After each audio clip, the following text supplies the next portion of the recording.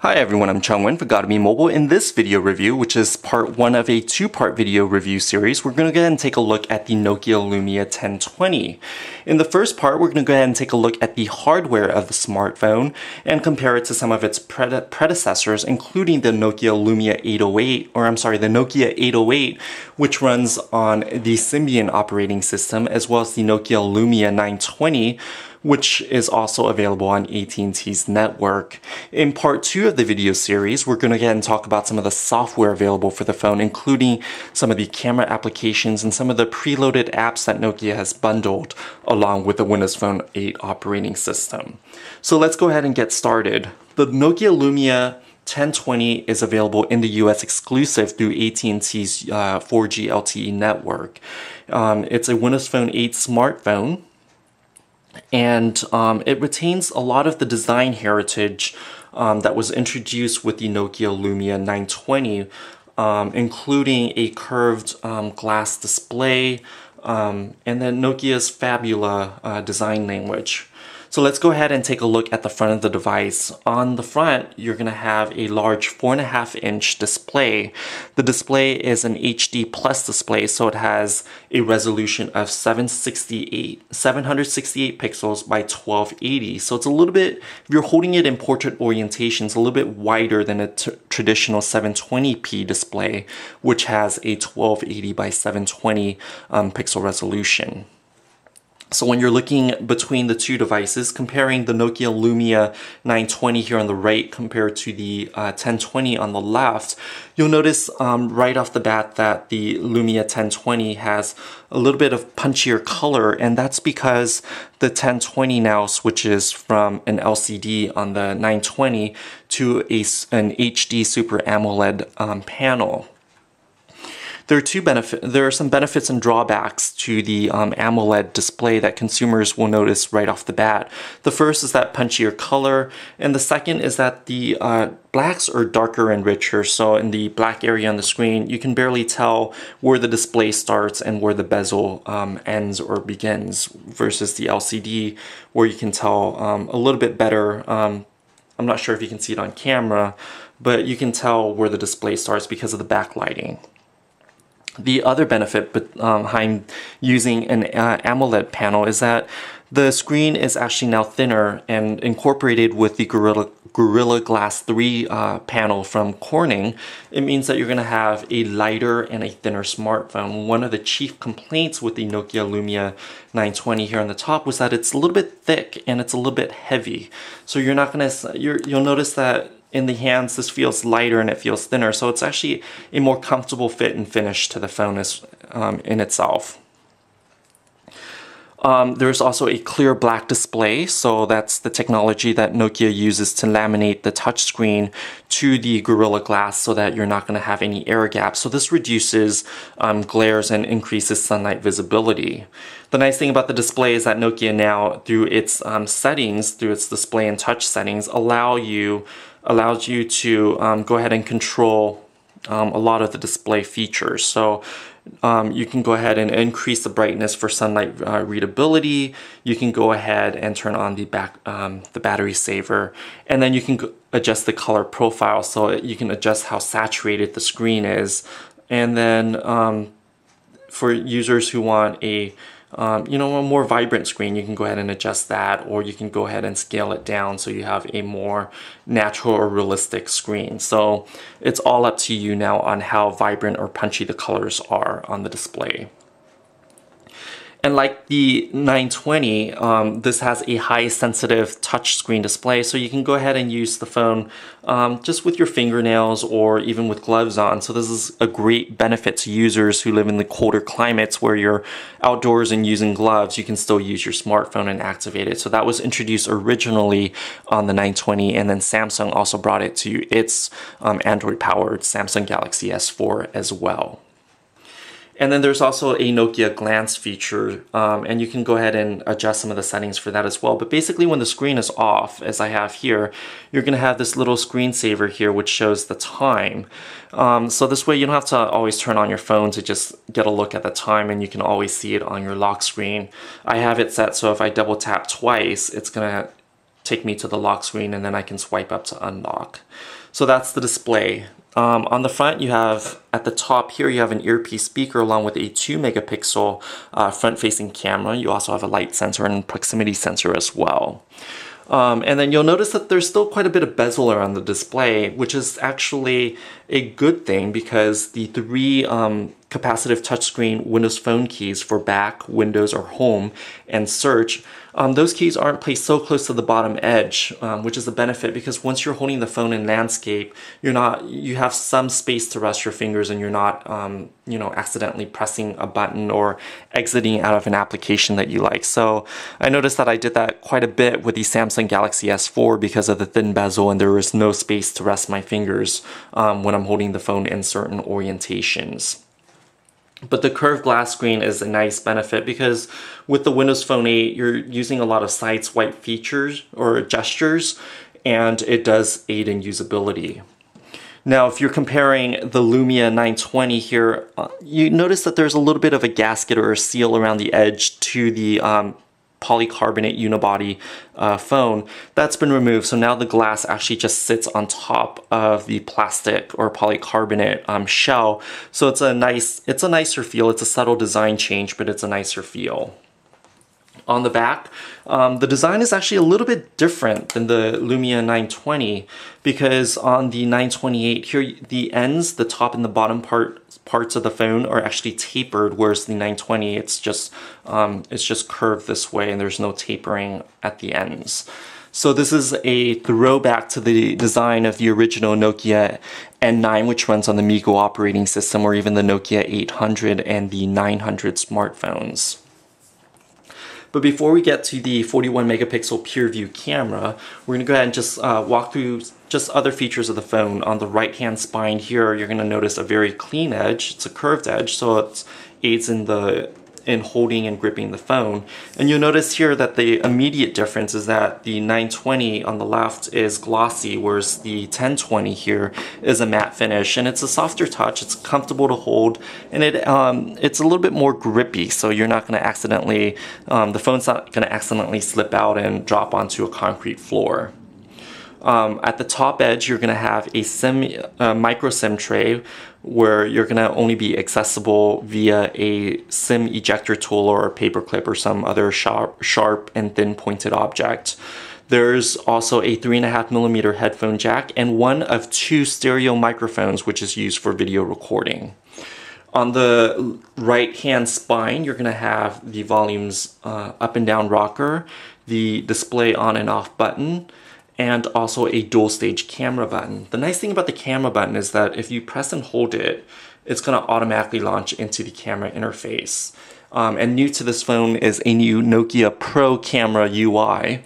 And we're going to go ahead and discuss that in a moment and then talk about it in greater detail in our software portion of the video. But I think it's a better UI, offers a lot more control and flexibility than the default camera app, which is still on the phone for those who want to use that over Nokia's built app. On the bottom edge here, you're going to have a lanyard loop, so you can go ahead and attach a wrist strap or a neck strap if you want to have the phone more secure to your body. So if you're leaning over the edge of a pool and taking a picture, you're not going to have to worry about the phone slipping out of your hands and into a pool or off a cliff or into the water somewhere. And then in the middle here, you have a micro USB charge and sync port, and then to the right of it you're going to have perforated speaker holes. And with the speakers, you're going to have 2 components under the perforation here. You're going to have one, the loudspeaker, which is great for speakerphone calls or even playing music and the audio from your music or movies loudly. And then you're going to have the second stereo microphone here for video recording. Let's go ahead and jump to the back. Another reason why Nokia was able to shave off some of the size and weight from the 920 to the 1020 is because it eliminated the built-in wireless charging. So now if you want wireless charging, you're going to have to buy a separate back cover accessory, which just snaps in. It's a very thin cover, and it integrates with this with these 2 little ports here, these pinhole ports. and that will enable wireless charging. So you're going to need the back cover as well as a wireless charging mat. So all you need to do when you want to charge is just place your phone on the mat and it will begin charging rather than have to fumble with the micro USB port. And then the back is mostly dominated by this camera module here, which is a circular module, and there's also an optional camera grip. So once you have the camera grip, which adds a little bit of grip here to this side and also its own separate shutter button, this is actually going to look like a little mirrorless camera, especially with the circular shape here looking like an entire mirrorless lens. The camera portion does protrude out a little bit, and to me that's actually a good thing, because with the glance display here always showing the time, if I set the phone down on a flat surface, I'm going to have a little bit more of an angle here, so it's a little bit more comfortable to actually see the time when I'm sitting at my desk. So this is, to me, the camera protruding isn't actually a big problem. But you do have a 41 megapixel camera, which was actually borrowed. The camera sensor is actually borrowed from the original Nokia 808 PureView.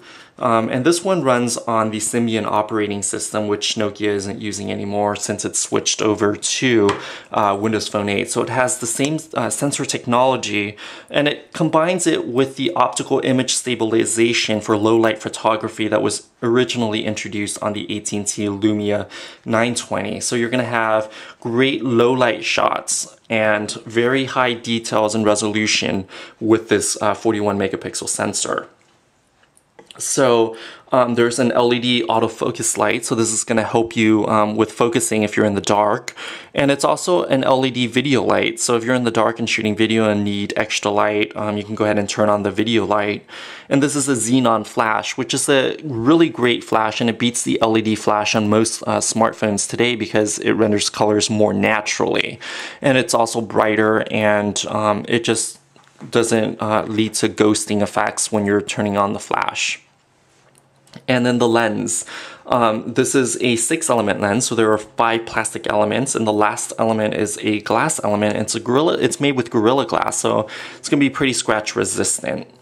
And the 6-element lens has one more element than that introduced on the 8.7 megapixel PureView on the 920, and the additional element actually controls light flares a lot better and gives the camera sharper performance when you're shooting in bright daylight. We're talking about the camera. This one also has what the 808 lacks, is the optical image stabilization, and it also has a backside illuminated sensor, so it's going to take beautiful photos in the dark or with very low lighting without any blur or camera shake. So the camera is a hallmark experience of this phone, and it's definitely the camera to beat in the smartphone space.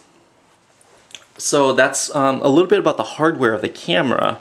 And then another thing is that the camera sensor is actually a larger sensor as well, which retains more details and gives you more control, such as having better shallow depth of field control with the camera. So it's a 1/1.5 inch sensor, which is larger than a 1/2.3 inch sensor of a point and shoot phone. So this camera sensor itself, we're not even talking about the megapixels yet, just the camera sensor size is a better camera than that on a point and shoot camera. So you're having that combined with a smartphone in this slim of a package, this portable of a package, and then also the camera sensor is just a little bit smaller than that of a 1-inch sensor, such as those on, you know, the Nokia, the Nikon 1 series, I'm sorry. So that is a mirrorless with interchangeable lenses, which this one doesn't. So this has a slightly smaller sensor, but it's still very capable. So this is the camera UI. This is the Nokia developed camera UI, and it gives you a lot more flexibility and control. Right off the bat, the thing that you should notice is that once you tap on the screen, unlike with the default Windows Phone camera, it just focuses. It's not going to take a picture right away. So this way you have visual confirmation that, hey, my image is in focus and now I want to capture it. Then you can go ahead and hit the shutter button or press the on-screen button. Now if you want more control, you just wipe out the screen. You're going to have controls for a lot of different exposure settings, including white balance. So everything's on auto right now, but you can go ahead and just slide it and adjust it. So you have white balance. This is for manual focus. So if you want background blurring or foreground blurring, you can go ahead and change the focus. The next one is ISO settings. So if you're shooting in a darker room, you probably want to crank up the ISO. And if you're in bright daylight, just keep the ISO low, or just, keep it on auto. Everything works great on auto if you don't want to mess around with some of these more manual controls. There's also a shutter speed. So this allows you more creative control. So if you want, a light trail, if you're taking a picture of a cityscape, a busy highway that's gridlocked with, tail lights that's moving, then you want to keep the shutter open up to 4 seconds. And it's going to allow you to actually create beautiful light trails that a lot of smartphones don't offer that flexibility or capability. And then the last control here is the exposure compensation. So right now this is the scene, and normally it's just set at 0. So this is how bright the scene should be according to the camera. And this is a live preview of what the camera sensor is seeing. Now, if I wanted to go ahead and adjust the exposure, if I wanted my image to be brighter, I can just crank it up, and you'll notice right away that if you create a brighter than normal image, you're going to lose a lot of detail. But if you're in a place with a lot of shadows, you might want to crank it up. If you're in the sunlight, maybe you just want to dim it down a little, and you can go ahead and just dim down the exposure compensation. So that's a nice feature as well on the camera.